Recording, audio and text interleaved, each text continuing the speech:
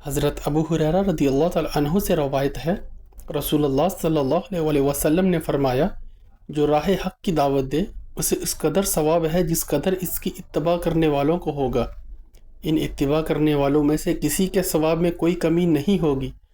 اور جس نے کسی گمراہی کی دعوت دی تو اسے اس قدر گناہ ہوگا جس قدر اس کی پیروی کرنے والوں کو ہوگا، اس وجہ سے ان کے گناہوں میں کوئی کمی نہ ہوگی۔ حضرت عبداللہ بن مسعود رضی اللہ تعالیٰ عنہ سے مروی ہے، رسول اللہ صلی اللہ علیہ وسلم نے فرمایا، تم لوگ زبردست پہلوان کسے کہتے ہو؟ صحابہ نے کہا، جسے لوگ پچھاڑ نہ سکیں۔ آپ صلی اللہ علیہ وسلم نے فرمایا، نہیں،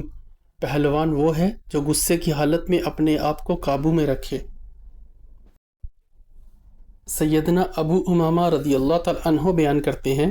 رسول اللہ صلی اللہ علیہ وسلم نے فرمایا، میں ذمہ دار ہوں ایک محل کا جنت کی ایک جانب میں اس شخص کے لیے جو جھگڑا چھوڑ دے اگرچہ حق پر ہو، اور ایک محل کا جنت کے درمیان میں اس شخص کے لیے جو جھوٹ چھوڑ دے اگرچہ مزاح ہی میں ہو، اور جنت کی اعلیٰ منازل میں ایک محل کا اس شخص کے لیے جو اپنے اخلاق کو عمدہ بنا لے۔